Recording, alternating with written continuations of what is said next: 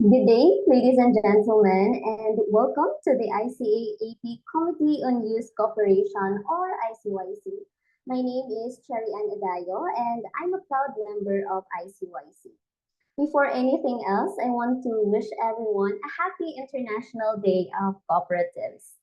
Our theme this year is Cooperatives Build a Better Future for All, emphasizing our responsibility to ensure that no one is left behind.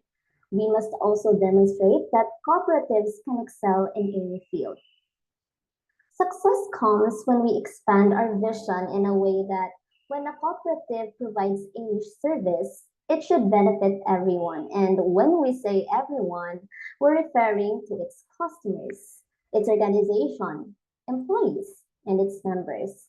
This requires a solid business structure with rules and regulations and commitment to the cooperative principles and its value. Words like business structure and rules and regulations may sound heavy, often leading to questions like, where do I start? Or what should I look for? This, ladies and gentlemen, is where ICA, its regional offices, and its committees step in to guide you from the initial conceptual stage to setting up a cooperative. I'm happy to introduce our new learning platform, E-Co-op, Education on Cooperative, designed to educate everyone, especially the younger generation, about our cooperative business model. E-Co-op will feature conversations with experts, disseminating valuable information.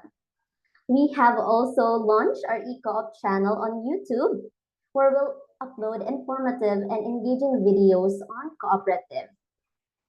Now, let's imagine you have a business idea and a few people are interested. But why do you need people to start a cooperative? Because that's the law. In this first episode of E-Co-op, we will explore cooperative laws in different countries and sectors across the Asia Pacific region. This is an important subject that will provide a better understanding of cooperative law and its implementation. We are honored to have distinguished guests with us today. Starting from the chairperson of the committee, we have Ms. Dulce Bustamante.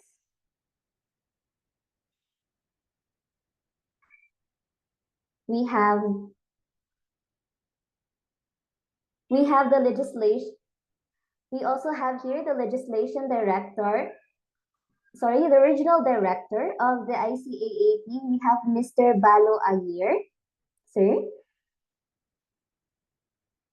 The legislation director at the International Cooperative Alliance, who will provide insights on cooperative law, we have Mr. Santosh Kumar, the advisor of research and study and legal expert in cooperative at NCUI India, who will explain the importance of bylaws. We have Dr. Sagar Wadkar, and the Director of Finance at National Yuva Cooperative Society Limited in India, who will provide us with capacity building sessions on co-op law. We have Ms. Prakruti Upadhyay Pandya.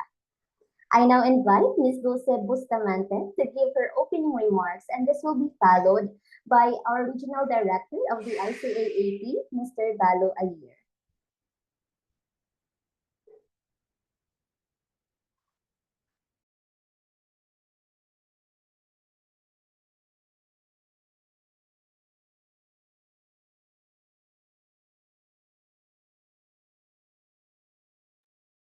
We can't hear the audio. Can you? One second, let me reshare it.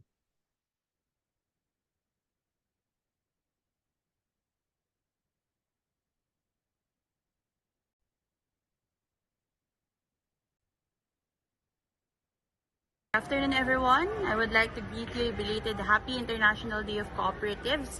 And I would like to officially welcome you to our E-Co-op series episode 1, which is entitled Cooperative Laws.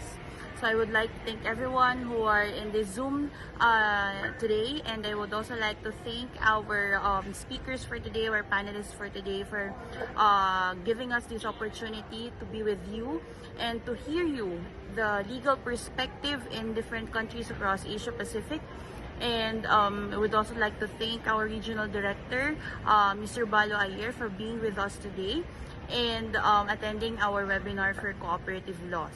And I hope that everyone who are attending here today will learn from our first episode, and we hope that there will be a fruitful discussion for today. And we want this webinar to be spontaneous. So if there's anything you need to discuss, if there's anything you need to ask, feel free to do so after the webinar or during the open forum session. And I would like everyone to please focus your attention on our speakers and their discussions, as they have prepared for this webinar. And of course, I would like to extend my apologies because I'm currently on travel for work, and that's why I have a pre-recorded video message. But I would like to again welcome you all on our first episode. I hope you will support every episode that we will be having for the ICYC. And of course, I would like to greet also the office bearers and the members of ICYC, especially my Vice Chairperson, Ms. Jelly Kabuhat from the Philippines, and of course, our hardworking Secretary, Mr. Shri Padmanabhan, who is also here today with us. So again, without further ado, let's start the discussion. And again, thank you everyone for coming, and welcome to our first webinar for E-Coop series.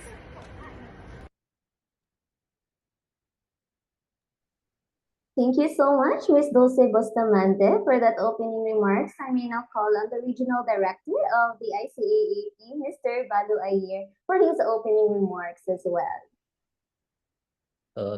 Thank you, Sherry, and good morning and good afternoon, everyone. Very good morning to Santosh. I understand it's 2 a.m. where you are, so thank you for joining us. When last week I was asked to give opening remarks, I saw the topic and it said cooperative law. My first reaction was, why? Who would want to attend a webinar on such a dry subject? And yesterday I asked Sri, so how many people have actually registered? And he said over 60. And I see now over 30 people have joined this.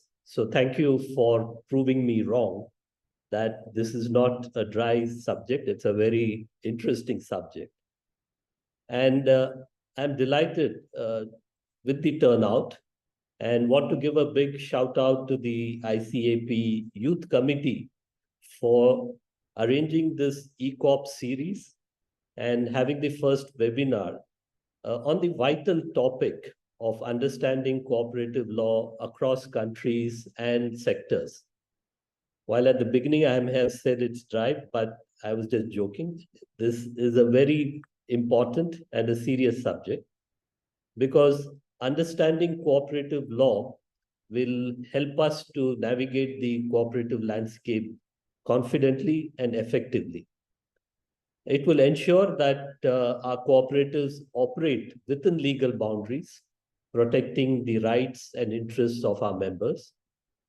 With knowledge on cooperative law, we can make informed decisions, promote fairness, and foster a culture of transparency and accountability in our cooperatives. What would not knowing cooperative law lead to? We could have legal missteps, conflicts, and potential penalties. It might also result in missed opportunities for growth and development due to non-compliance and misunderstanding of legal obligations. I'm sure many of you all have heard the line that the law is an ass.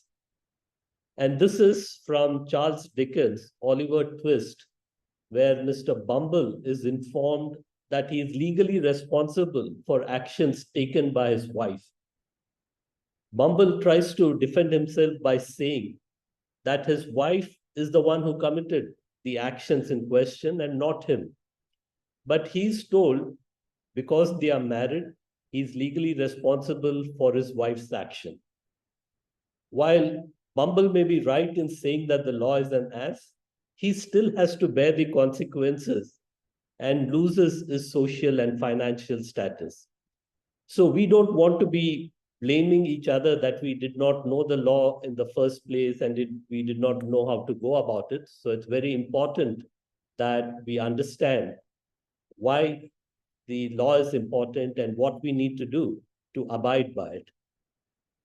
I'm absolutely delighted to see the three speakers today, Prakruti, Sagar, and Santosh.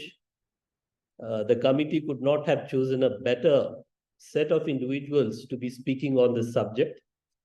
I know them personally, each of them. They are incredibly passionate and dedicated to cooperatives. The insights and commitment to our shared values is what they will bring to this session, and I'm sure each of us will be inspired by what they have to say. Finally, I believe that empowering young people with an understanding of laws not only shapes informed citizens, but also ensures a future where justice and fairness are the standards by which we measure our actions and hold ourselves accountable. So without further ado, I would like to open the session, and I wish you all a very happy webinar. Thank you. Thank you so much, Mr. Valo Ayer, for that opening remarks. Indeed, by Ms. Dulce Bustamante, we are welcome in this webinar. And Mr. Valo Ayer emphasizes how important it is, especially for us youth, to understand what cooperative law is, for us to be able to be a great leader in the future, to have that justice and fairness be the standards. Now let's go on with the topic, because we have invited guests which are experts on this field. We will start our discussion with a question for Mr. Santosh Kumar. Sir, how do you see the intersection of law and cooperatives, and how can it empower young innovators and entrepreneurs? Thank you, Cherry. It's nice to meet you. Congratulations on your being elected to the executive board of the ICYC. Hello, everyone. Hello, Balu sir. As usual, inspiring words to begin with. Of course, I don't deny that cooperative law is perhaps the driest subject out there, but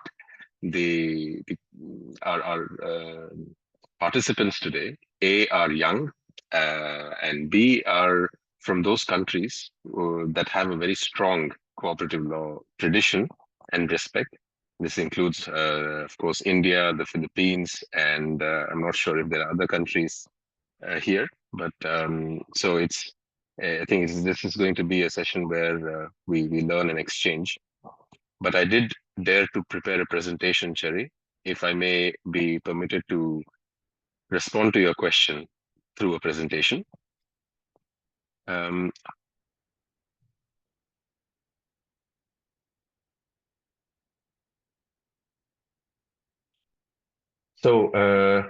Since it is a dry subject, I thought we can start with a small quiz, and I encourage you to reply and also encourage others to reply to these questions. So in the first lesson in a law school, we get to hear that the law is the command of the sovereign. So it's something that the sovereign commands, and people have to follow that. So if law is the command of the sovereign, then the sovereign in a cooperative is what? What would be, who is the most powerful or most important body, sovereign in a cooperative? You can just quickly unmute yourselves and respond, or put it in the chat. Yes, absolutely. It's a General Assembly. So a cooperative law, since we're talking about cooperative law, the command is that of the General Assembly, indeed. It's not very different from the General Assembly of a corporation or a joint stock company, but the difference here is, just like in a democratic state, all parties, all members in the case of cooperatives, have equal voice. Second question is, cooperative law was first discussed as a priority in which ICA congresses, in which ICA Congress. I'll give you a hint, it is not the 21st century. And the third question, for which I invite someone to really unmute themselves, is when is the Youth Skills Day marked? The United Nations Youth Skills Day.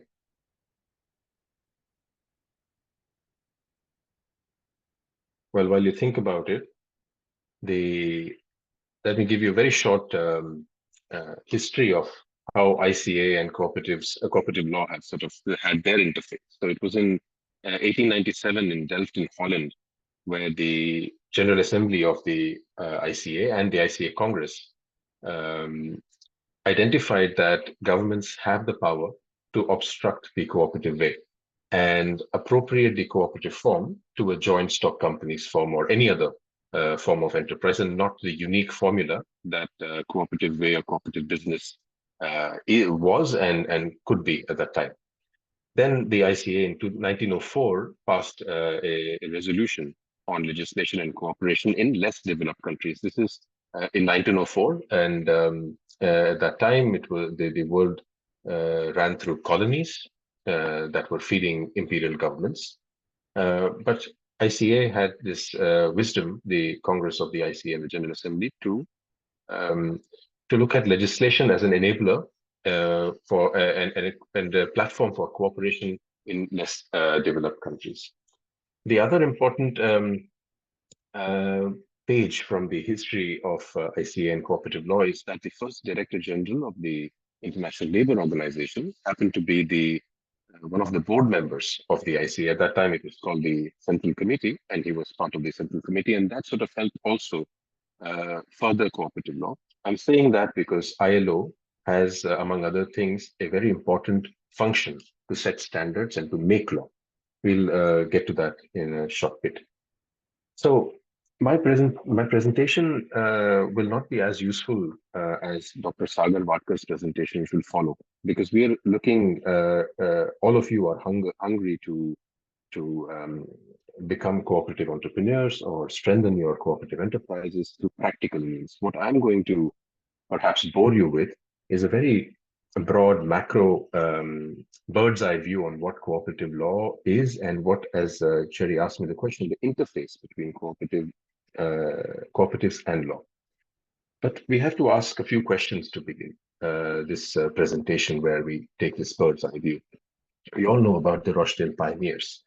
The question is, did those pioneers have a dedicated cooperative law at that time?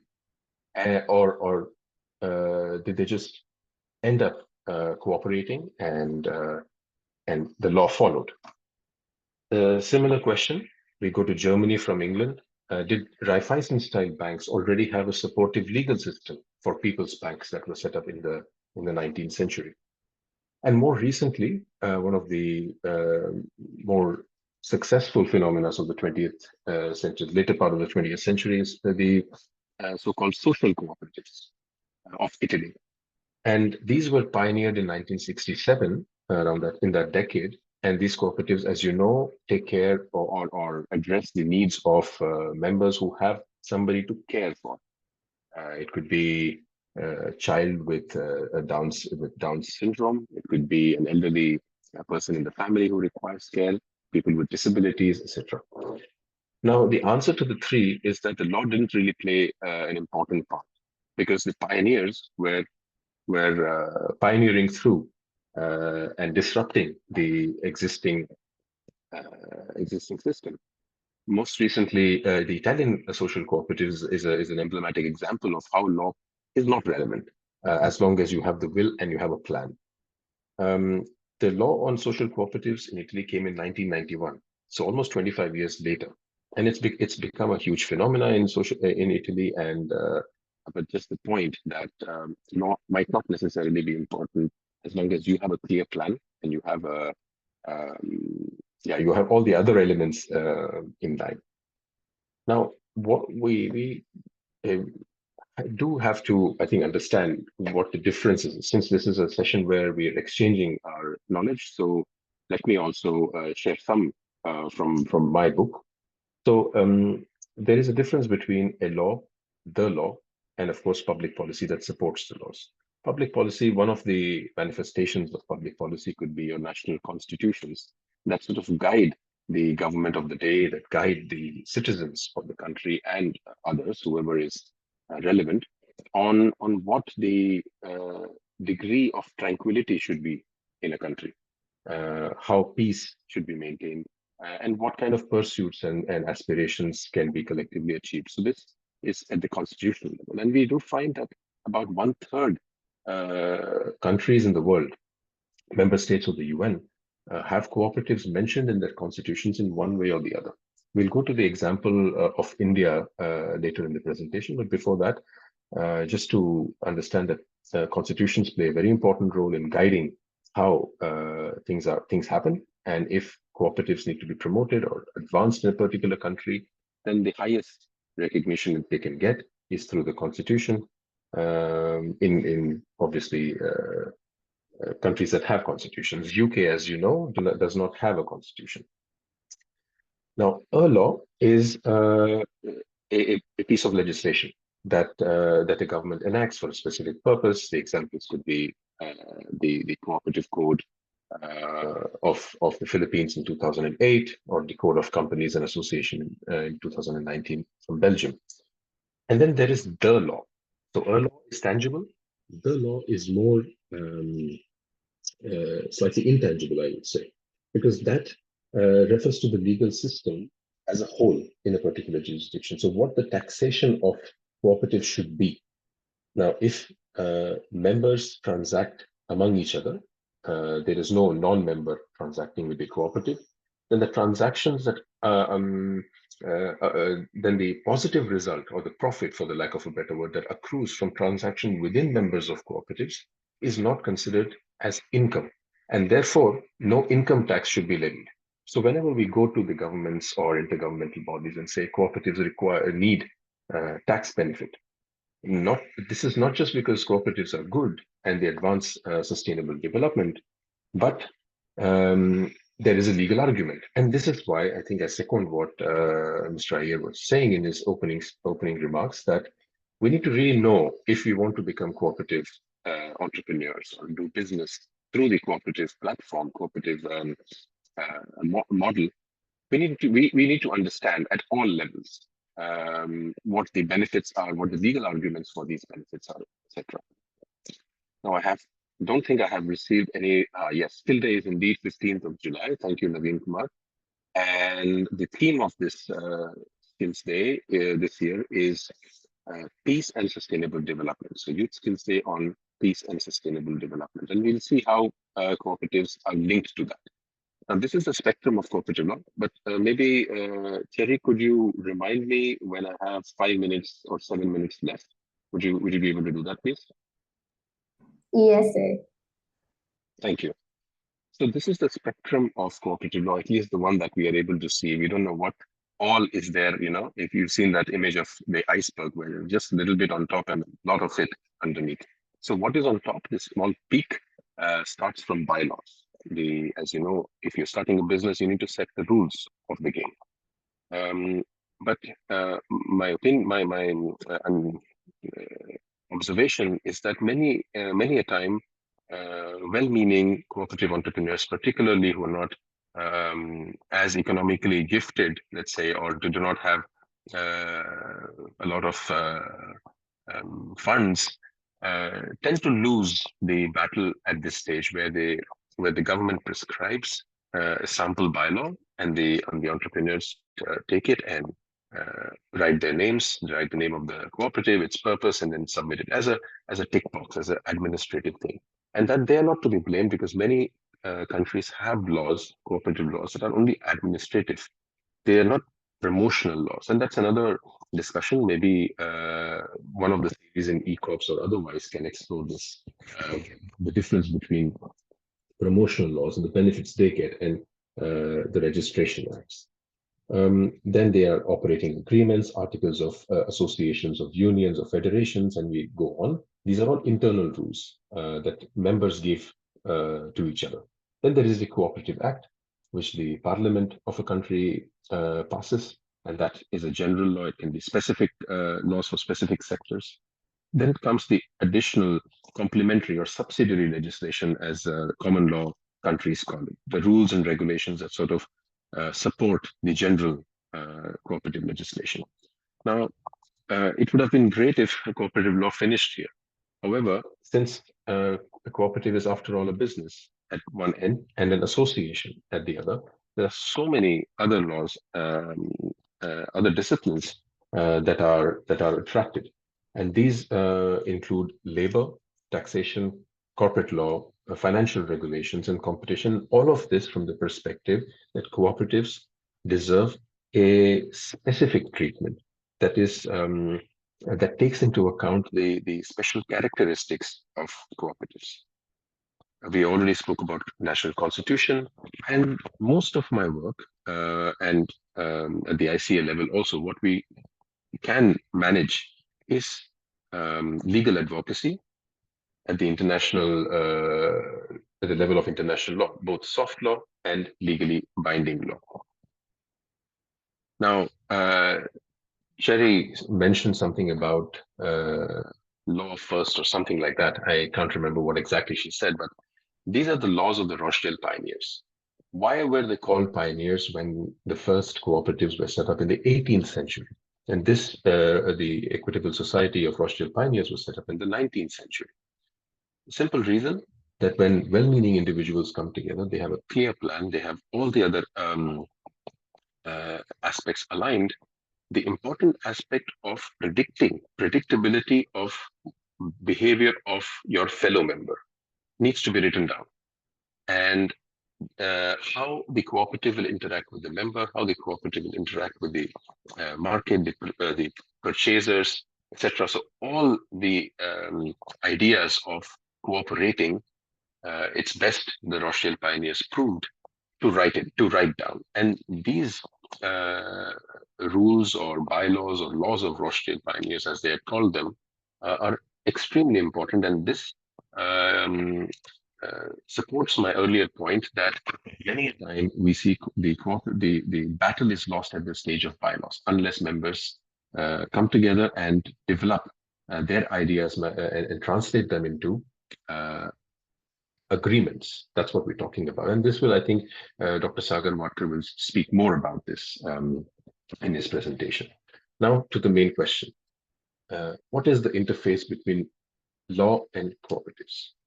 So law gives cooperatives a personality, a legal personality, so that it can have other interactions with other actors in this legal world.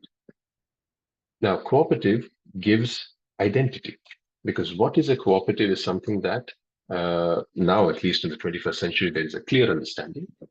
But from the very beginning, at least from 1844, there were certain practices that were followed in different parts of the world, and that sort of gave the shape to what we call the cooperative principles today. And the principles, along with the values and the definition that were adopted by the ICA's General Assembly in 1995, became the cooperative identity. So you have personality on the one hand, which helps you administratively, which helps in the legal world and to do business, legal business. And the identity, which sort of needs to be protected by this personality. Therefore, the law that gives the cooperative the personality has to protect the identity. And this identity is used by cooperators, by pioneers to lobby, to advocate for better legislation. So this is the first place of interactions, I would say. The legal personality clarifies what the rights and obligations of members and cooperatives are, and they guarantee these rights and obligations. The law guarantees, the state guarantees. And on the other hand, at the cooperatives level, you have the rules and practices. We just saw the laws of Rochdale Pioneers. So these are rules and practices that members give to themselves to predict each other's behavior, and with the aim and the objective to take the business forward. Now, to give you some examples that could be parallels for what the ICA does in terms of cooperative law. So ICA is supposed to be the global custodian of this identity statement, the values, principles, and definition. quite similar to the International Committee of Red Cross, which is the custodian of international humanitarian law. So they are the custodians of Geneva Conventions. The ICA does not have direct conventions on cooperatives, legally binding international law instruments, but what it does have is its own identity statement that was adopted by by the General Assembly of 1995. But these principles and values and the identity statement are enshrined in the Articles of Association of ICA under the Kingdom or under the laws of Kingdom of Belgium. Therefore, if there is any member organization or any applicant or an existing member organization, they have a legal duty to adhere to the 7 principles, to the values, and to in their business, not just pledge to follow, but to really translate that in the business. The difference between the NICA or an organization that takes care of or that sort of works with legally binding conventions is that the teeth of the ICA in this case are not sharp enough because it's not a legally binding convention. Okay, thank you, Cherry. And football, for example, the rules of the game are laid down by FIFA, the Football Association, and the International Football Association Board. And this sort of harmonizes how football is perceived or rather played in different parts of the world. So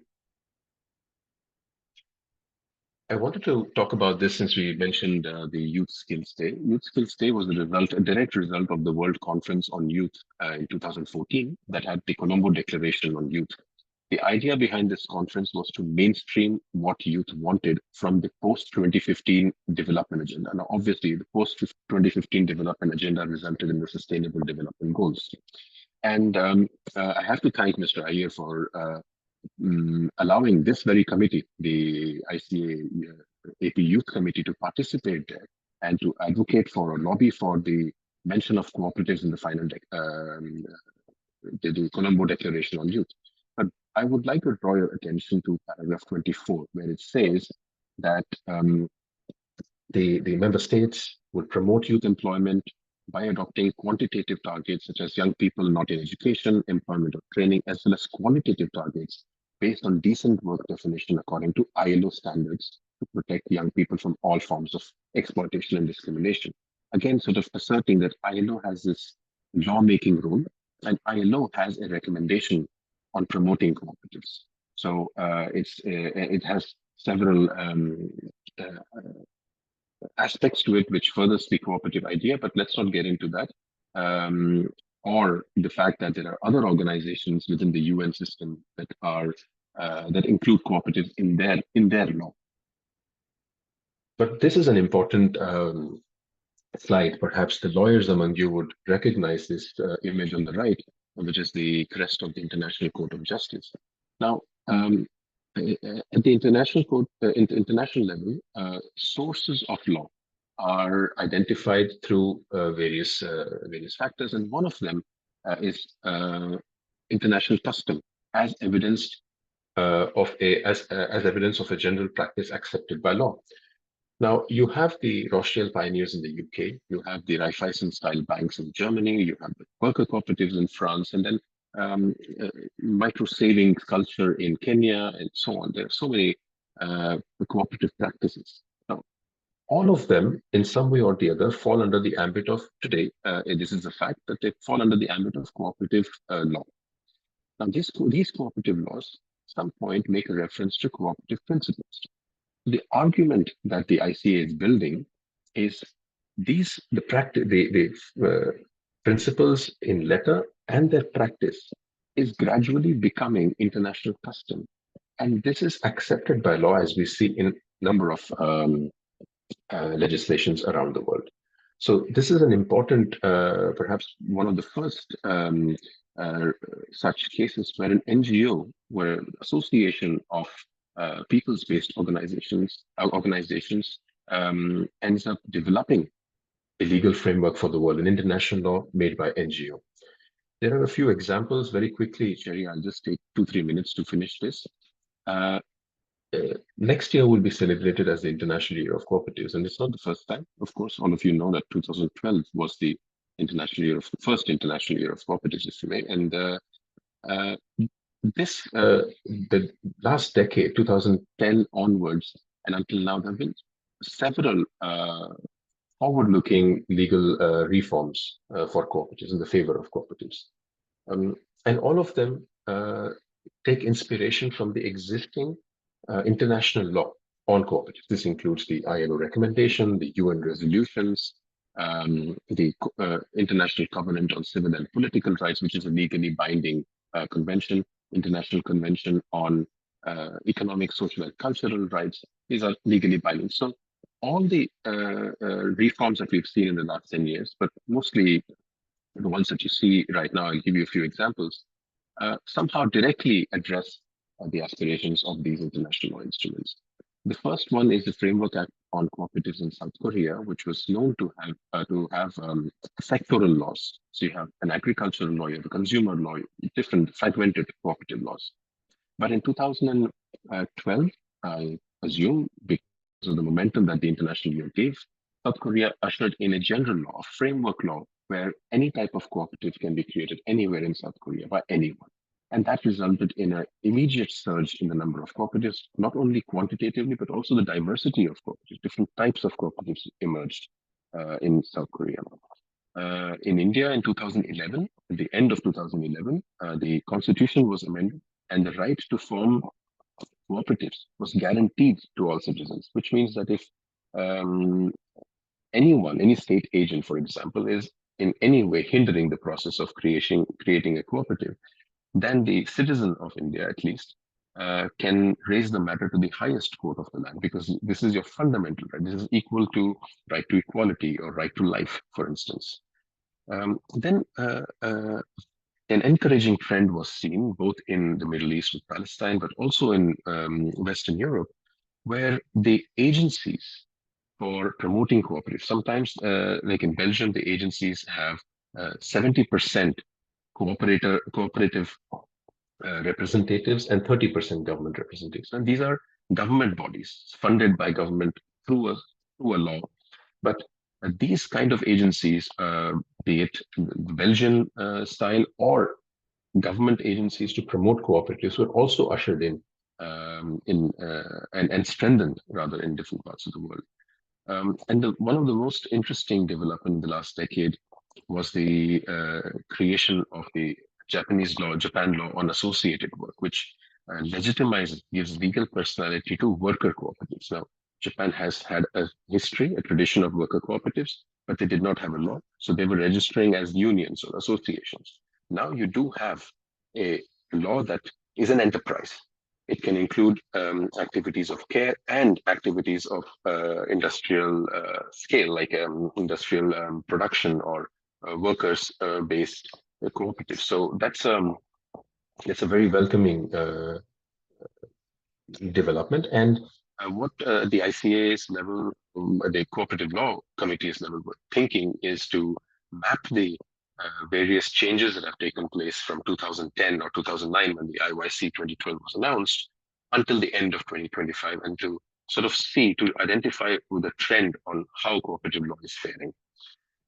Lastly, from 2015 to 2016 to 2021, the ICA, together with its regional offices, implemented a program in partnership with the European Union. And one of the outputs of this program was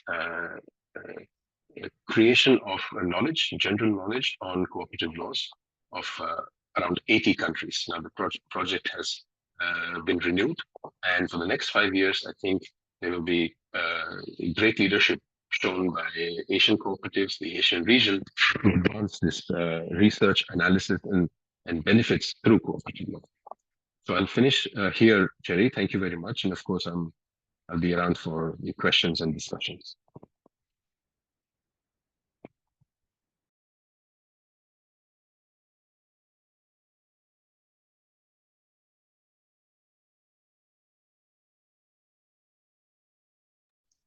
Okay, thank you so much, Mr. Santosh Kumar, for that wonderful presentation. And we're able to see the intersection between the cooperative and the law. The law gives us the legal personality.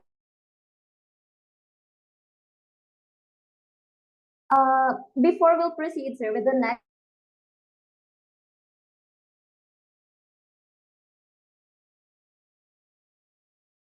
a while ago, knowing that we have this the law and its intersection with the cooperatives, do you have like an example of something that given this law, uh, some innovators, young innovators and entrepreneurs were empowered? It's funny that you asked me, Cherry, because I would give the example of the Philippines. Because here were a few cooperators in Bombay, in Mumbai, in the year 2000, listening to a speech by an NGO that worked for financial inclusion of children, financial literacy of children, get inspired, come back, because the Philippines has an environment mm, where government leaders speak openly, consult cooperative leaders. There was a possibility uh, to revise the law and bring in the idea of the laboratory cooperatives and guardian cooperatives and guarantee the the children of the Philippines a cooperative way of life.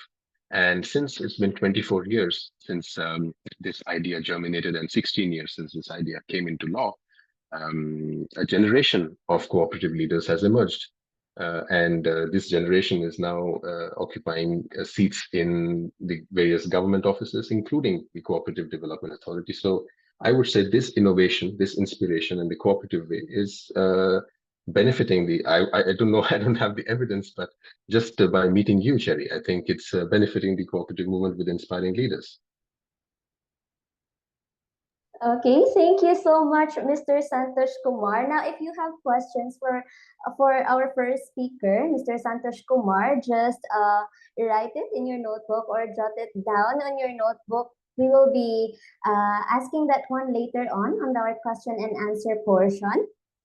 Thank you, Mr. Santosh Kumar. And as to the presentation, as to the presentation of Mr. Santosh Kumar a while ago, we were able to see the pyramid on the spectrum of cooperative law, and on top of that is the bylaws. And to discuss the different strategies for capacity building and educate, to discuss us on how to draft bylaws for a cooperative, which is like a constitution of the organization, may I call on Dr. Wadkar for further understanding on that. Thank you, Mr. Santosh Kumar, and hello, Miss Dr. Wadkar. Thank you. Thank you so much. Am I audible? Yeah. Yes, you're audible, sir. My presentation is on full slideshow mode. Yeah. Visible, right? Not yet on the full slide view, sir. Okay, let me. You can see now? Yes, sir, but we can see the other slides, like a smaller portion on the left Yes. side. The main slide you can see, right? First slide. Yeah. We can see the main slides. Yeah. So thank you.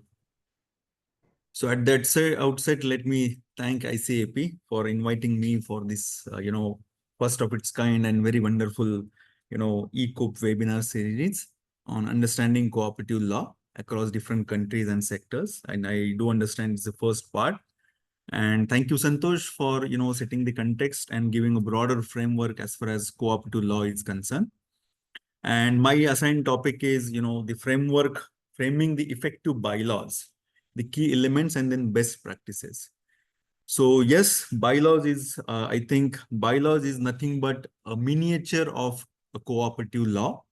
And what personally I feel, whether you are a cooperative member, leader, or maybe an employee to that matter, you should know the cooperative law of your respective country and then, the state, because that will give you a broader idea how you can govern your own organization, how you can manage it effectively. And most importantly, when we say cooperative is a legal entity, So you should also comply to a statutory compliance as far as the cooperative law is concerned, and then legal compliance, which the the Santosh should also talk about the additional laws, whether it is income tax, and then there are so many acts as per the nature of your business activities. There are different laws, in respective countries which are applicable to the cooperatives. So as a cooperative, as a business entity, you need to adhere to all those rules and regulations so that you can evolve as a self-regulatory organization, which is, I think, the important aspect of any organization. So after this setting the context, let me go in detailing of these bylaws. So yes, bylaws, as I mentioned, which gives us a broader rules and regulation of governing our cooperative organization. And the role, the founding members, whether you call it as a promoter or the prospective members, their role is very much important in framing these bylaws, right? So here there are two things which we need to take into a consideration while framing these bylaws. That is, for what purpose basically we wanted to, form a cooperative society. So need is very much fundamental. Need, or it could be in a, in an entrepreneurship language, if you could say it is business idea. So how we are going to, monetize that business idea into a form of any organization, that thing first we need to, clarify, right? So the role of these promoter or the founding members is very much essential, as far as identification of that need is concerned, because that will define the kind of organization which we will evolve down the line, whether it is social cooperative or else the economic or business cooperative. As in the example, like if we are into a social care or healthcare, probably we are more towards the social cooperative angle. Or else if we have any business idea, like, globally we are blessed with a very good biodiversity. So if at all we want to monetize that biodiversity potential in the form of any business enterprise, so then, our objective would be, our bylaws needs to be framed accordingly. So that's how the economic cooperatives. So in most of the countries in Asia Pacific region, they follow a common law, which is general law. But yes, there are some countries which they have, sectoral cooperative law, like in Korea, Japan, China, Philippines. They have, a sector specific, means as per the nature of your business activities, they have a different sectoral law. So while framing the bylaws, we need to adhere to the provisions mentioned in those respective cooperative law. So again, the role of founding members, the promoters, is very much important, because, identification of need and mobilization of the people. Because to start the cooperative in general, in most of the countries in the Asia Pacific region, we need to have 10 members. In Nepal, there are 3 members. In Sri Lanka also, there are 10 members, right? So on an average, 5 to 10 people we need to have to begin with. And with the help of those people, then we need to prepare a bylaws, right? We need to first identify that need and then mobilize the people who have a similar kind of needs. Then those people come together and decide about the bylaw preparation. During this period of time, it is very important for these founding members to do some kind of a baseline survey. Mostly, the cooperative promotion and cooperative formation is done through a different developmental agencies. Yes, there are some individually, and then individually also we can promote the cooperative, but most of the times it happens that the developmental agency, they conceptualize project and then, form cooperative in a given area. Let me share one example of European funded project, wherein the Care International, ICAP, Eliaus, and then FOFARM together as a partner, basically, we are, developing a coffee value chain through cooperative in Lao PDR, in the Dakching province of the Lao. So there, basically, the Care International and then Eliaus, ICAP, we did a baseline survey of, selected, province, the second province of the Dakchin district in the selected villages, wherein we did some kind of a background check of the kind of livelihood pattern which is there in the Dakchin district, and then we got to know about there is a potential of the coffee. So then accordingly, then further the questions were framed to know about more about the coffee production practices and then its supply chain and then value chain which exist in the given location. That gives a lot of ideas on mobilizing people, mobilizing the coffee farmers. So that's how basically development agency works in the initial phase while promotion and formation of the a cooperative in a given area. So then these members basically, they then discuss, come together, mobilize funds, definitely initially from the members only, and then maybe from a different outsider or the external agencies. And then whatever the registration formalities are there, so the typical requirement is the bylaws, and then with the bylaws and then the details of those promoter members, then we need to go to the registrar office, the registering authority, and we need to do all those registration formalities. And then after due some period of time, maybe between the 30 days to 60 days, depending on the time required as prescribed in their respective cooperative law, the registration authority registers the cooperative society. So that's the process. But now let me go in detailing of these the bylaws, the different aspects of the bylaws. So yes, it is the participatory process. Though the Santosh also mentioned in most of the countries, they give a broader riders, basically the broader aspects on which basically we need to prepare a bylaw. So all those aspects I will just quickly run through and then highlight some of the important aspect where basically we need to give more focus on. So first of all, some basic facts, figure related information like the name, address, and geographical area of operation. So this area of operation means from where basically we are going to have our core members, for which basically we are conceptualizing this project with this cooperative, like the example which I said, the coffee in Dakchin district. So there are 10 villages where the project has identified where there is a good potential of good quality of coffee.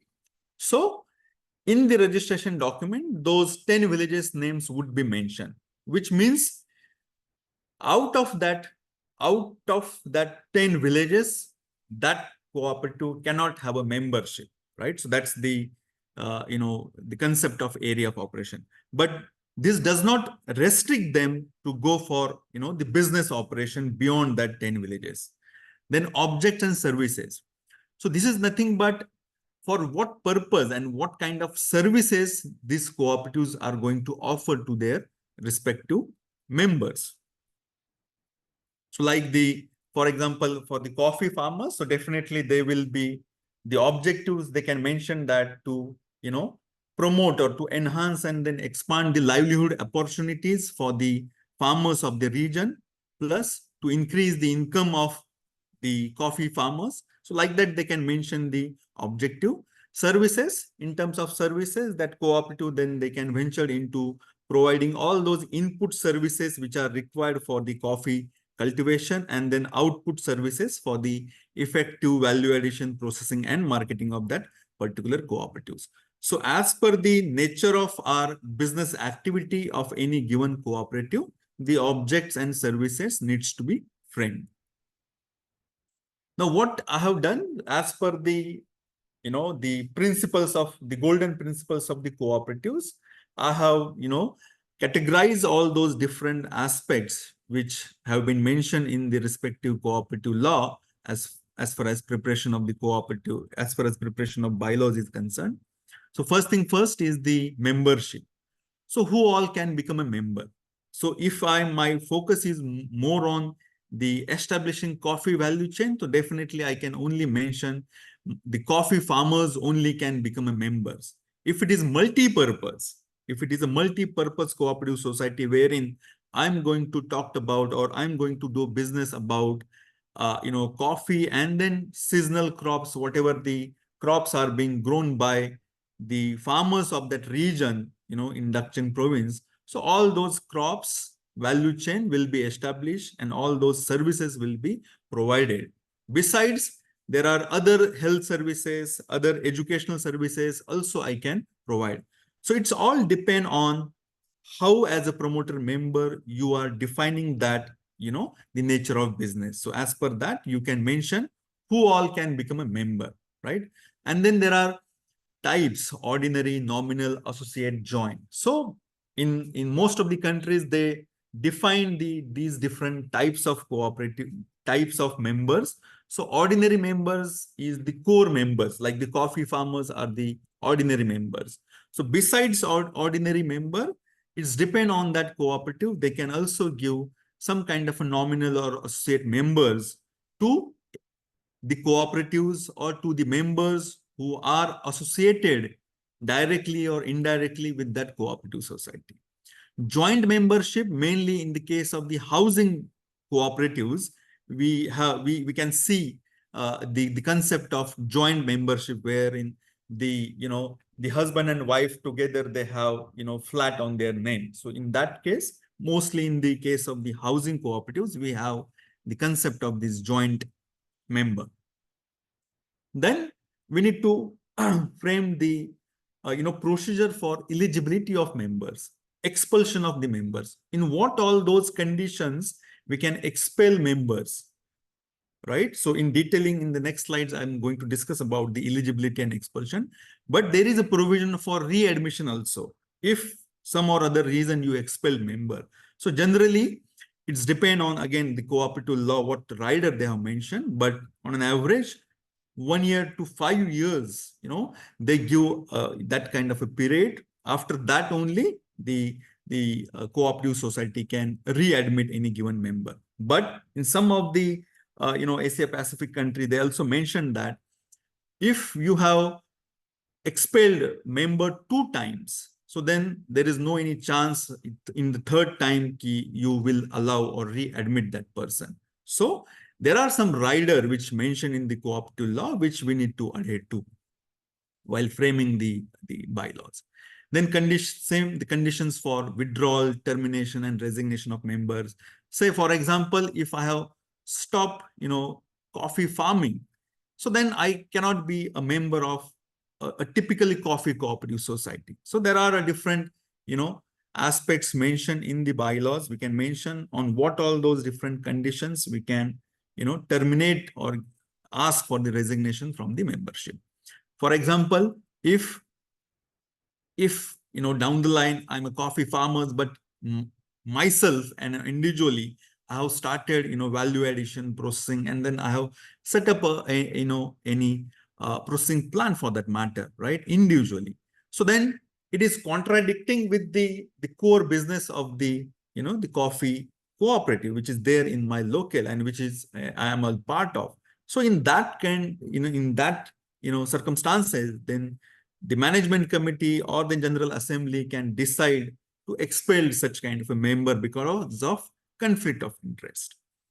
And right and duties of members. So specifically here, we need to mention about the voting right and participation in the general assembly and committees. So as far as the cooperative law is concerned, so irrespective of whatever the shareholding pattern you may have, the voting right is 1 man, 1 vote only.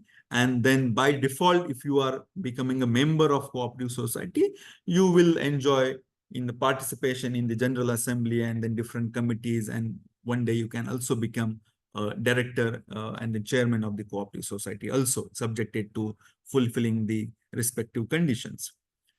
So while framing the bylaws as far as this open and voluntary membership is concerned, first thing first, the important consideration which I see based on the guideline of ICAP, ICA guideline on cooperative principles, which tells us that we need to assess the members' intent. For what purpose basically members is willing to join the cooperative society, right? So that is very much important.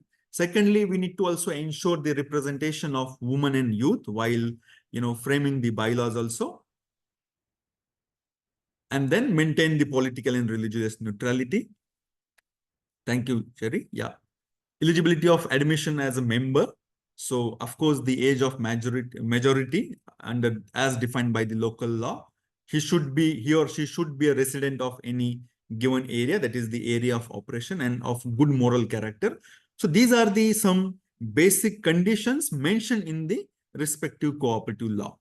Like that, no individual shall be eligible for admission as a member of the cooperative if he or she applied for the bankruptcy, if he or she has been declared as an insolvent, or maybe sentenced for any offense, or he or she has some kind of occupation which is contradicting with the business of the cooperative.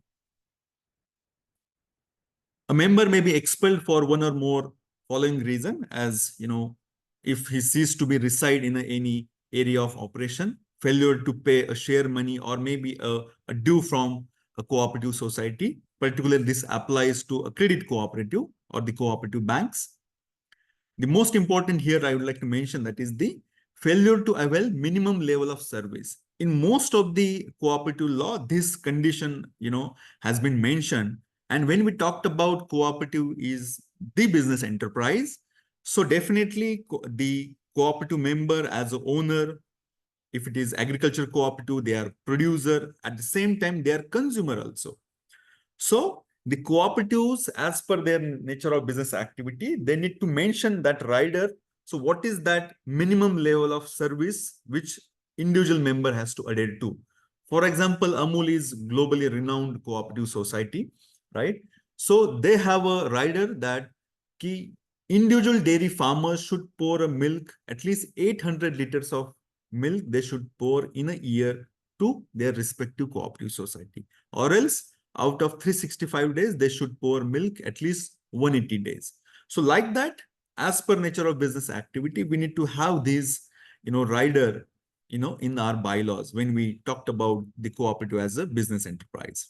Democratic member control, again, the management committee, the board of directors. So we need to have a qualification criteria. Who can become a board of director? What should be their tenure? Tenure, generally, it is defined by cooperative law, whether it is 3 years, 5 years. In India, it is 3 years, 5 years, right? Election procedure. Most of the times, the board of directors, the existing board of directors, they are allowed, they have to, conduct the election for the next, term. Or maybe in most of the countries, particularly in India, in some of the states, we have election authority. For example, in the multi-state also, in the recently amended act in 2023, last year, so they have established election authority, wherein the cooperative societies, when their term is going to complete 6 months prior, they need to, inform to the election authority, and then election authority will then, nominate the election, the returning officer, and then that returning officer will conduct the election. There should be some provision for the youth and women in the board. So most of the countries, particularly in India, by law, basically, we are creating that kind of a provision so that, the women and youth will be represented on the board of the cooperative society. For example, in multi-state, in the last year, the provision made that at least minimum 2 women directors should be there on the board of the multi-state cooperative society. Besides, to manage this cooperative society effectively, there is a provision to have a different committees, whether it is audit committee, finance committee, education, training, and in some of the, yes, Sherry, in some of the country, there is a, provision of monitoring committee, the monitoring of supervision and audit inspection committee, so that they can monitor the, the functioning of the cooperative society. Like that, in detailing, we need to mention about the roles and responsibilities of the board of directors, chairman, and secretary. There is a provision for the dispute resolution, which is again very important. So in India, there is a provision called the cooperative information officer. So any member, if he or she wants any kind of information, then they can approach to a designated officer in their cooperative society. If they are not able to receive information within 30 days, then matter will escalate to cooperative ombudsman, which is the authority in the central registrar office, then central registrar, the cooperative ombudsman will take appropriate action. This is about the cooperative information accessibility and member grievance. But as far as the overall dispute resolution is concerned, then there is a provision of the cooperative tribunal. Members' economic participation, yes. Mostly, basically, there is a misconception that as a cooperative member, my role is only to buy share. But more often that, as per nature of business activity, I need to participate in the business affairs of that cooperative society. And that is where basically the minimum quantum of minimum services that has to be fulfilled by any given member, that has to be explicitly mentioned in the bylaws. Plus, there is also very important aspect, that is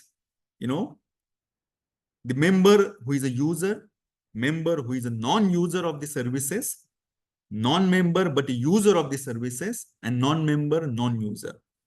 Probably, the founding members and then, the board of directors, they should have some kind of strategy on each of these different types of members, the 4 categories which I have mentioned. The sources of fund, primarily it is through members and then outside agencies, and then utilization of profit. This is also as far as the financing and then managing, effective finance of that cooperative. There are certain conditions laid down in the cooperative law, utilization of profit, as far as, parking the funds out of their profit, net profit, that is for the reserve fund, 10 to 25%, for unforeseen loss for share in capital reduction fund. But most importantly, there should be a focus on how much bonus you are going to give or how much dividend you are going to give. There has to have crystal clear provision in the bylaws, wherein then you can define on what all those conditions you can give a patronage bonus. Of course, it should be as per the participation in the business activities.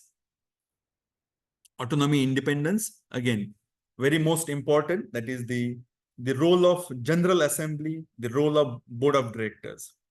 So quarterly, the Board of Directors should come together. They should have a board meeting, discuss about the different issues and challenges of the cooperative society. And Board of Directors, they are accountable to General Assembly. So yearly, they should convene a General Assembly, or else in some circumstances, they can also go for the extraordinary General Assembly meeting. So in the bylaws, we need to give all those procedure to convene the General Assembly, to convene the Board of Directors, right? So those procedures needs to be mentioned in the bylaws. Here, I'd like to give more focus on the compliance part, which in the initial remark, which I mentioned, because when we talked about autonomy and independence, it is more we need to achieve through the compliance. The more you are, doing compliance timely, and whether it is statutory compliance or legal compliance as per the nature of business activities, more you will evolve as a self-regulatory organization and become autonomous and independent down the line. Education and training. So 5th, 6th, and 7th principle, right? Based on that, there are some riders, there are some broader guidelines basically on which we need to mention, in the object and services of the cooperatives. Like, it is mandatory for the cooperative society to undertake the capability enhancement programs, whether it is related to cooperative identity or whether it is related to as per the nature of business activities. Most importantly, in the bylaws, we need to also have a provision related to HR policy and service rules. So what kind of, the professionals are required to manage the functioning of the cooperative societies. Cooperation among cooperatives.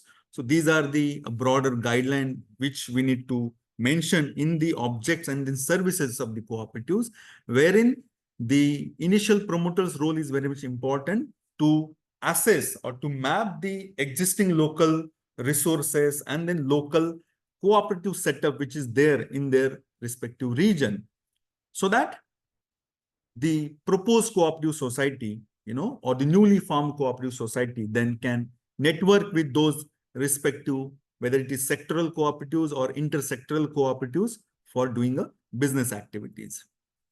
Last but not least, the concern for community. So out of the profit, whatever the profit we are getting, to some funds we need to park as a community development fund. So it's depend on the kind of provision which we have as per the cooperative law, but it is mandatory to have some provisions and utilize that fund for undertaking a developmental activities or socio-economic developmental activities, whether it is for the members, employees, or for that matter, the non-members or the community, so that as a community, they can own that particular cooperative society. And then through this, basically, we can also contribute in achieving the sustainable development. And whatever the activities we undertake as far as the concern for community is concerned, we need to highlight in the annual report of the cooperative society. So that's all from my side. Thank you, Cherry. And I would be happy to take the questions. Yeah.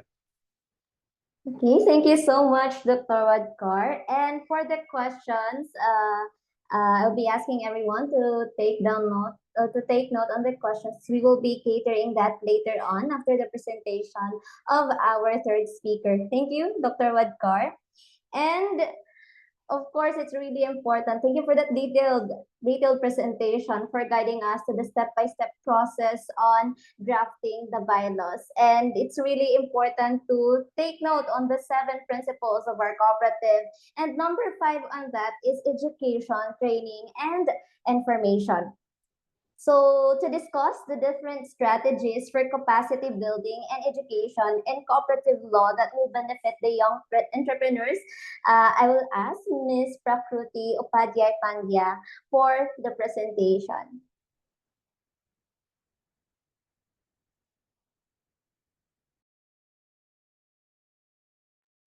Hello, everyone. Good afternoon. Cherry, please confirm if we are able to see the presentation. Yes, ma'am. I saw the presentation. Is it okay now? Yes. It's in full view. Perfect. Yes. So, hello, everyone, once again. And I understand that we are hard pressed on time because we are nearing the end of the session and we also have to take questions. So I'll try to keep it as fast, as crisp as possible. Previous speakers have done fair and great justice to the topic assigned, and as Santosh ji rightly mentioned, Balu sir also mentioned that it is very technical, it is a little bit dry, it's not, it will not be wrong if I say to some extent boring also. So I am also a chartered accountant who practices in litigations for cooperative sectors. So what we try to do is, to the best possible extent, that if I tell that it is technical or it is only for a particular segment, if you are not into practice of, or if you are not a legal profession, why do I need to understand the bylaws? Why do I need to understand the statute? So here I have tried to make it a little bit more generic because I understand that today our participants, one, are young cooperators, at the same time may or may not be from the legal compliance background, but still they are actually working into cooperatives or are probably exploring idea of building a career ahead into cooperatives. So thank you for inviting me to this first session of E-Coop. Now, I hope ICYC will allow me for choosing this theme, which I have chosen, which is Avengers for this presentation. I will explain, if I get a time, I will explain why this. So had I got an opportunity to build a dialogue with my participants before this session, I would have asked this question actually earlier. But quickly, it is possible for some people, then I would like to write you 2 things in the chat box. One, what is the exact takeaway you expect from this webinar? Maybe if we are not able to address that in this one, this is the first session of its kind, and we can, of course, incorporate it in the further session. Second, is there any specific question you feel we will be able to address today? So The topic assigned to me is what are the different strategies for capacity building and education in cooperative law that can benefit the youth entrepreneurs. But how I understand is, before going to how, if I know why capacity building is required, not just for somebody who is into compliance, who is into litigation management, who is a legal profession, but for every other person who is some way associated with cooperatives or is planning to explore cooperative as a form of organization or trying to build a career in organization in cooperative form. So the question I would like to ask all of us is it just another administrative tool or actually a game changer? Capacity building in legal aspect, is it just for the namesake or can it change the game for cooperatives? So I would like to quickly take you through 4 questions. One, why capacity building is required? Capacity building is required from whom? In what areas do we need to build capacity? And how can we build that capacity? So as we all know, cooperatives are not the marginalized community anymore. More than 12% of humanity is a part of 3 million cooperatives in the world. 300 cooperatives and mutuals report to around turnover of 2,409.41 billion USD. These again are the reports of the year 2023, and I'm sure if once the statistics for 2024 are out, it will be more phenomenal, more participation of cooperatives will be there. And cooperative provides employment to 10% of the world population. So definitely it is not a marginalized community. Cooperative is only form of organization, in my opinion, which can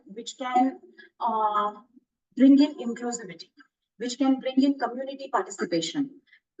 Often in India also we see, and Santosh ji and Dr. Sagar will agree with me on this topic, that they are many a times confused with charitable form of business organization. Sadly, so far as India is concerned, for tax, even for tax filings, we do not have a separate ward for cooperatives. The assessment of cooperatives is done alongside trusts, foundations, Section 8 companies. So it is for profit. It is governed by the concept of mutuality. It is for business. The only difference is that the profit so earned out of the activities is used for the benefit of that community, those members itself. So the problem which a cooperative is addressing, is trying to solve, cannot be addressed, cannot be solved by a social or charitable organization. And so far as corporates are concerned, of course, it is a for-profit entity. They will pay their dues in forms of taxes or maybe do some activities for the community in form of CSR, but will not do the job of enabling the community, bringing together everybody and seeing to it that everybody is benefited out of it. That role, any other form of business organization will not be able to play.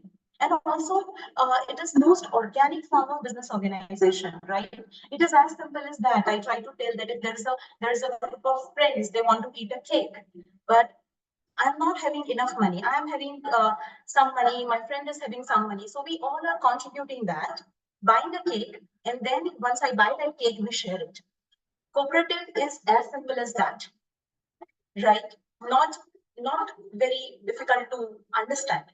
And as we are talking about youth participation in cooperatives, as I try to say at every opportunity available to me, that if from any form of organization or if from any cause, if youth will go away from that cause, eventually that cause, that purpose will die. So we also need to, when we are talking about why legal capacity building is required, we should assess if youth today is becoming more associated to cooperatives or no.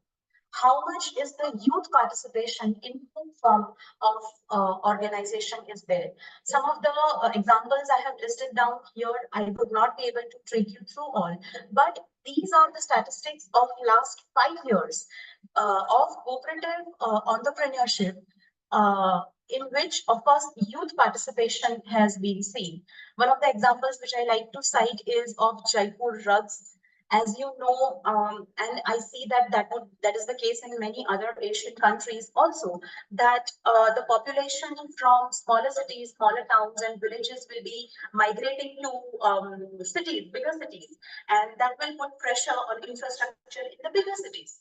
And whereas the smaller cities are thinly populated and development there will become eventually stagnant. So this is one youth-led cooperative which is small, solving this issue by involving rural youth in production of and export of handmade rugs. Again, similarly in Japan, you can read about this cooperative E-Coop. It is founded by young professionals to provide software development services. South Korea, another example. Philippines. Philippines, I am able to see many of my friends from Philippines from my last session last year in Manila. So, courtesy ICA, we had an opportunity to visit ACDI. I'm sure people from Philippines have heard about it, and those who have not, I would request you to go through their model, because unless we study actual cooperative models, we will not know how we can replicate it in our own country. The law may be slightly different, but then there are legal professionals who can help us how to fit that particular structure within the boundaries of law of the land. So ACDI is unique because it is serving members from armed forces, right? The people who are in active service, those who are retired, family members of such armed personnel, and the entire board also consists of people who are ex-armed forces. Wonderfully managed. It is the largest cooperative of the country, with the base of with asset base of more than 54 billion pesos in 2020. This is remarkable and huge. And it was in 2018 recognized as most outstanding large category cooperative in NCR by CDA. So this is not some search engine data. This is not some data which has been, just pulled out from the Google or any other platform. I have had an opportunity to actually visit this organization, to actually speak with those people, the board members, to see the stores. And now they told me that they are also coming up with aviation school, because that is one thing which otherwise is not affordable to common people. So they are actually solving the problem of that community. One another cooperative youth-led, which I would urge you to study about, is one in Australia, Co-Power. It is a youth-led cooperative in Australia focusing on renewable energy projects. Why I am telling this? That many a times this debate comes that cooperative is suitable for agri, it is suitable for labor welfare, it is suitable for what we can say credit. But there are certain form of business, there are certain form of activities, there are certain activities where Coop model will not function. So this is the answer to that there is no activity in which cooperative model will not be the suitable form of organization if it has been structured rightly within the framework of law, rules, and regulations. So yes, this will all make us proud as cooperators, but what will be the result if we do a comparative analysis vis-a-vis corporates? We know the answer. It is not some sad story I want to project, but where cooperatives have definitely come far. We are talking about a form of organization which is at least 100 years old, if I'm not wrong. So these are the figures. So why legal capacity building is required? Legal capacity building, my friends, is required, and why topics like this, sessions like this are important, because today we are a cooperative community. We all are working in cooperatives in some or the other way. But is it a dinner table discussion? If you ask a 10-year-old kid, the kid will know what is a director. Maybe they will form some informal organization and tell that I'm the director of this organization. He or she will know what is a company. He or she will know what is an IPO, what is a partner. But will, of course, in countries like Philippines, where we have laboratory cooperatives and guardian cooperatives, scenario is different. But we need to answer this, that in our respective countries, is cooperative a dinner table discussion yet? People who are not engaged in this particular segment, do they discuss about it? Do they consider it? As a chartered accountant and as in practice, I tell my colleagues that there would be roughly around or more than 2 lakh chartered accountants if we say that 2 lakh practitioners in the country. I can say that 90% of them would have not formed a cooperative in their lifespan. This is also I'm telling Dr. Sagar will agree with me and he would be knowing more precise statistics. But I'm somebody who should be knowing this. I'm taught this in my curriculum when I'm studying, right? And I'm a certified practitioner. Do I know how to form a cooperative? Can I form a multi-state cooperative? Forget that. Can I form a state cooperative? Have I formed a cooperative during my lifespan? Yes or no? Or do I have a client who is a cooperative? So is it an after hours call discussion yet? When youth today, they talk about startup, they talk about unicorns, they talk about funding ideas, they talk about different things. Do they talk about these ideas through cooperative? And what is the percentage? What will happen if it does not come in mainstream? What I feel is, and thanks to institutes like ICA, NCUI, who are rigorously working on this, that if it does not become a mainstream discussion, youth will get disassociated with this, and then eventually it will die or the progress will become slow, which we as a community cannot afford. So that is why capacity building is required. Now, capacity building is required for who?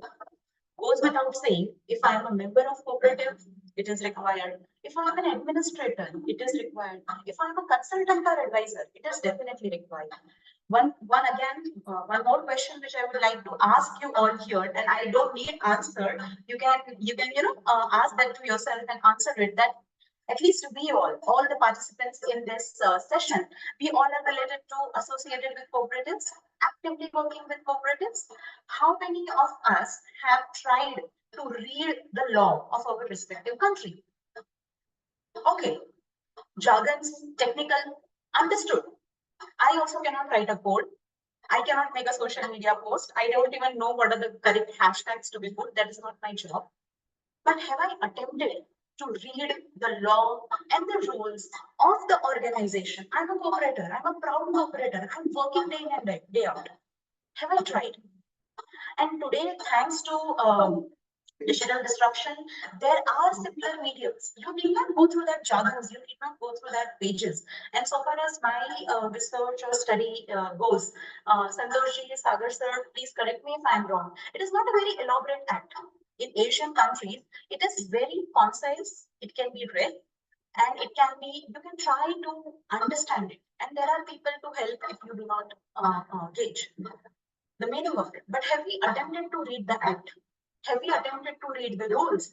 And are we keeping in touch with the latest judgments or case laws which are happening in that field? I think these are the 3 basic things you need to know if you want to have a journey into this form of organization.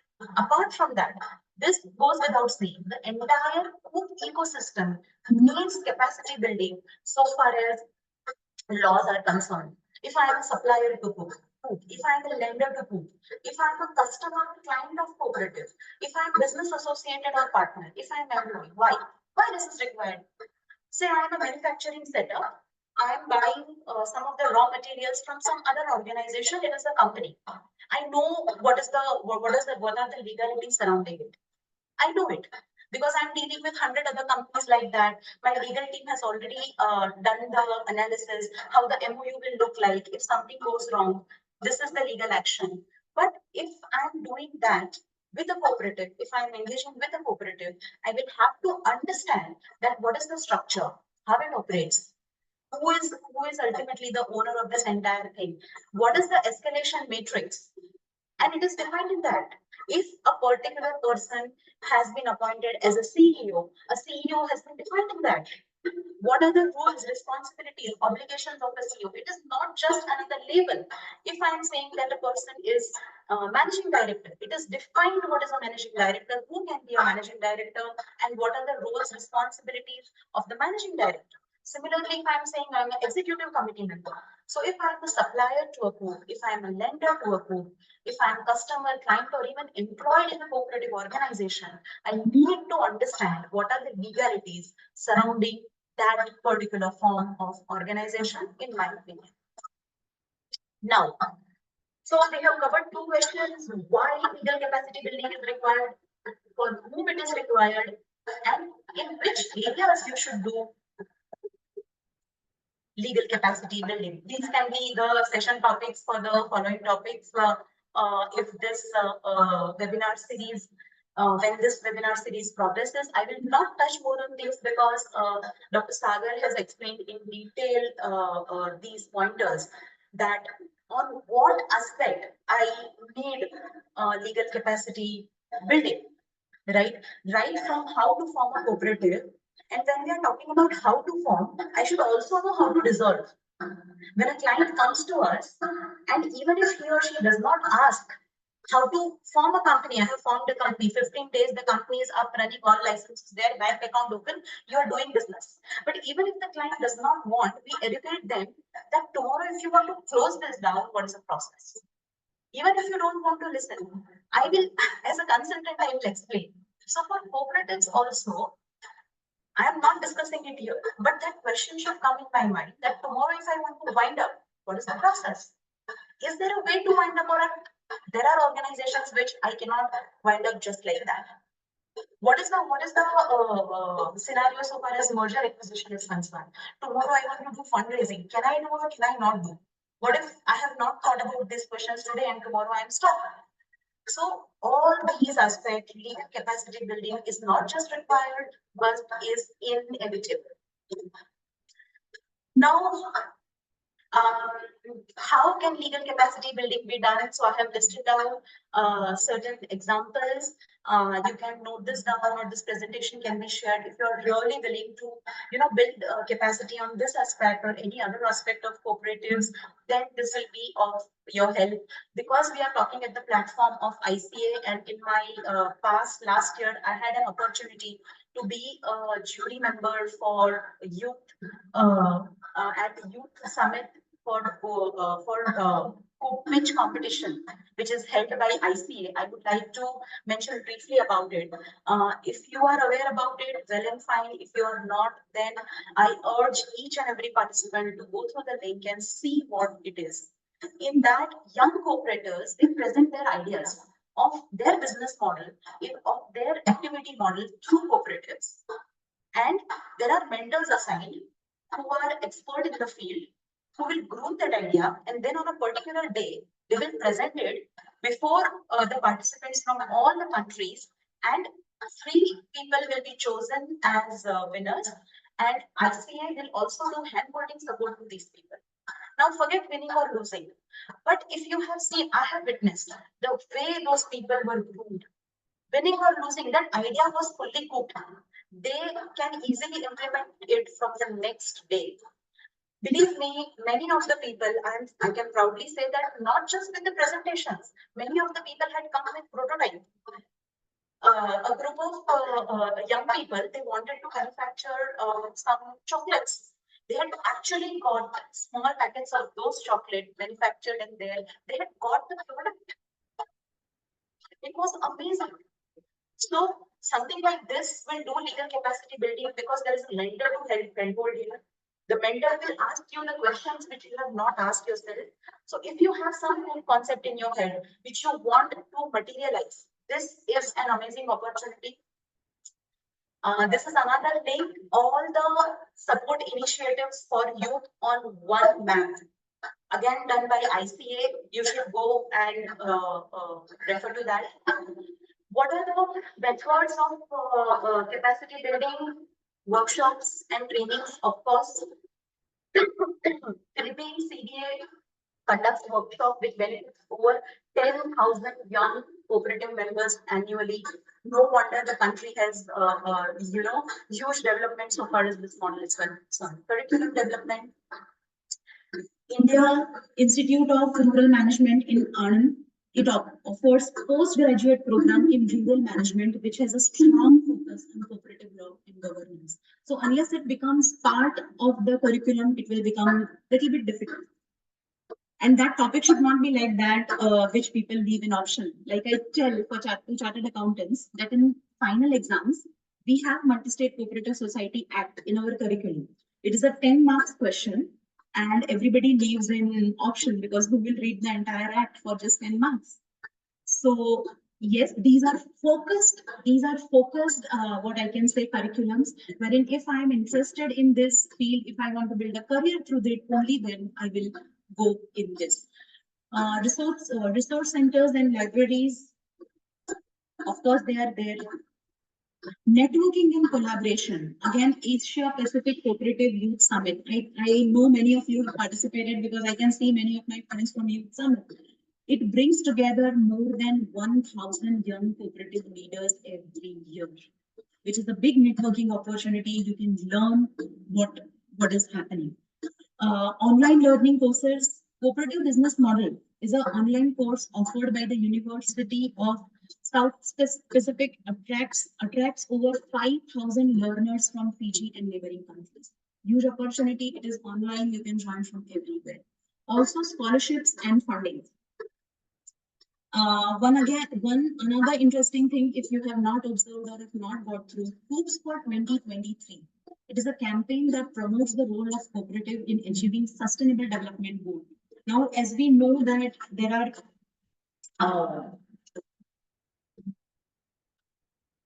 three sustainable development goals has been shortlisted by ICA in this as most relevant: eradicating poverty, improving access to basic goods and services, and protecting the environment.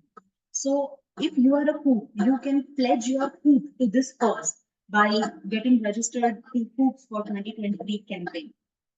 Mentorship and peer learning programs, as you can say, as I had also explained, Coopage is also one like this, wherein a young cooperator will be linked to a seasoned mentor, and then it will they will groom the new comer. Policy advocacy and support, of course, that is required. Without government being active and sensitive about this form of organization, nothing can happen. Research and development, thanks to researchers like Dr. Sagar who are helping the cooperatives constantly innovate and develop in fields like this. Now, there is one classroom study which I would like to propose here. We cannot do it now here today, but this is something which I have been thinking upon since quite some time. That can we do a study like this? For example, say I am a Coop in India and there is say a Coop in Singapore. Both people from somewhat illegal background is required. And then we can have a comparative study. If I will say that if I'm a credit cooperative in India, I can convert myself into a small bank eventually. And then a Coop in Singapore will evaluate that whether that possibility is there in Singapore. A Coop in Singapore will say that even though I'm a cooperative, I can float a company. I can own a company. And then I will evaluate whether that provision is there in my end. If we can do a comparative study like this, I think the outcome that will come, which will be fantastic, and then in turn that can be presented somewhere to the government, and that will come out as an interesting study. So capacity building is a small step for cooperators, but a quantum leap for cooperative movement. I will end my session here. Thank you so much for bearing with me. In the meantime, thank you so much for the opportunity. You can reach out for more. Thank you so much. And as the saying goes, when you stop learning, you stop living in many vital and meaningful sense. So look out for more E-Coop webinars and podcasts. Thank you so much, everybody. Thank you so much, Ms. Prakruti, for your wonderful presentation. Again, we're running out of time, so we will be catering 2 questions for our panelists to answer. So if you have questions, you may click the raise hand button and wait to be recognized. And then you can proceed with the question. Or for those who are having trouble with their mic or having trouble to speak, you may chat your questions in the chat box. Is there any questions for our speakers this afternoon?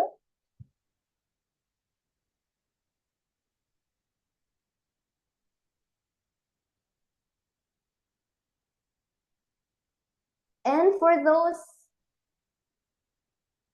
okay, we have a question here from Navin Kumar. This question is directed to Ma'am Prakruti. No, it's not Prakruti. question, I think. It's just only, he has just mentioned one of the Oh initiatives. yeah, sorry. Yeah. I think Sir has pointed out a very interesting initiative which has been done by NCUI. It is an online portal which not only provides standard training modules on general topics, including legal aspects, but it also has a dedicated query section. So which is very interesting. Unless it is two-way dialogue, it does not make sense. So I think this is yet another fantastic initiative by NCUI, and whosoever is interested can take advantage of this. I will be posting some questions made there. Most welcome. Ma'am, of the speakers will be given to the participants once this webinar is over, and we will also post this discussion, this webinar, to our YouTube channel. Please stay tuned on that. Do we have some questions? Anyone? Is there a question?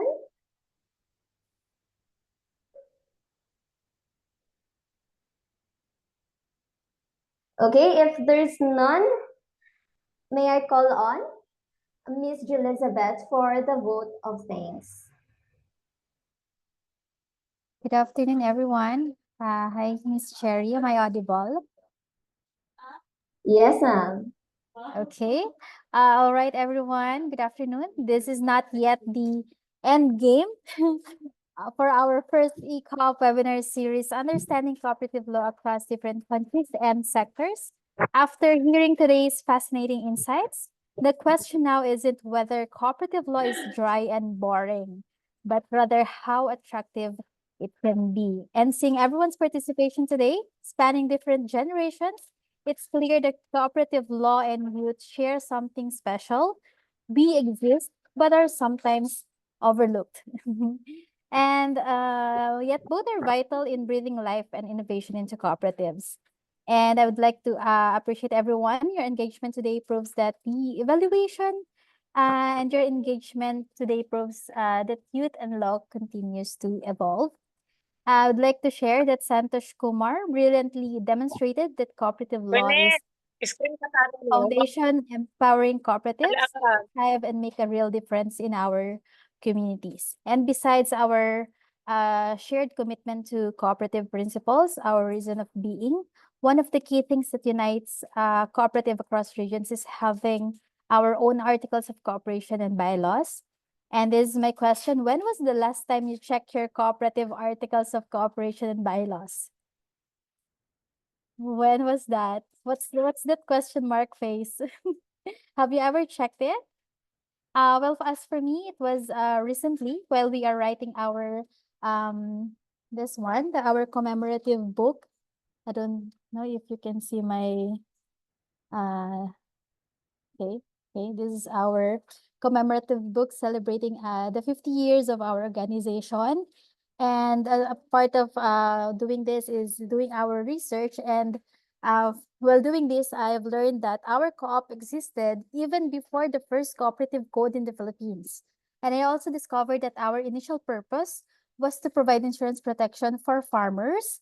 Hence, most, if not all, of our founders were farmers. That is during the 70s, where the social, economic, and political turmoil are on this 1970s. And how about you? I'm also interested to know, have you explored your cooperative's purpose of existence or learned about your founders? They serve as the foundation for cooperative governance. And that's your assignment. I'd also like to add that Dr. Wadkar guided us on framing effective bylaws, covering everything from purpose to financials to the nitty-gritty details of bylaws, while Prakruti shared her expertise on legal resources and capacity building for co-op development, which highlighted how startup co-ops in the Asia-Pacific region are impacting the cooperative laws with youthful energy and innovation. It is also food for thought. Is co-op a dinner table discussion yet? I'd love that question. Well, for me, it's even in my dreams. Well, for most of all, it's part of our everyday life, part of our meals. And I would like also to see that co-op will be part of the discussions in the college after hours debates. So our journey with cooperative law continues in the next session of this e-co-op webinar series, where we will dive deep into case studies. And I would like to conclude and to express my gratitude to our incredible speakers, Santosh Kumar, Dr. Sagar Wadkar, Prakruti Upadhyay Pandya, for their thought-provoking presentations. And of course, all of you for your enthusiasm and engagement. Before we close, here's another question for you to ponder. How can cooperative law adapt to ensure inclusivity and sustainability in the face of global challenges? That's another question. Share your thoughts on social media and tag us at ICYC, ICA Asia Pacific region. And let's keep the discussion vibrant and ongoing. Again, thank you for all joining us today. Let's continue to learn, innovate, and empower cooperatives worldwide. Again, I am Jelly, your Vice Chairperson. See you at our next session. Thank you so much, Ms. Elizabeth, for the closing remarks. And please don't leave yet. We will be taking a picture. I request everyone to please turn on your camera. We'll have a photo.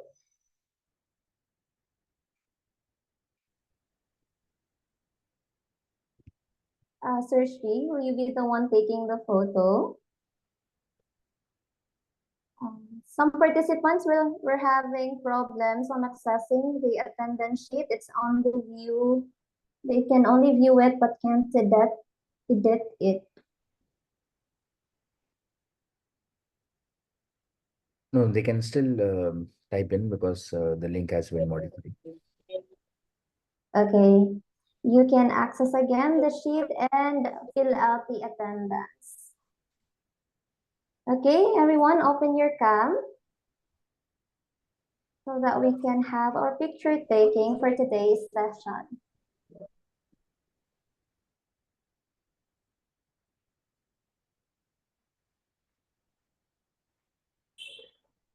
Okay, one. Yeah, one, two, three. One more.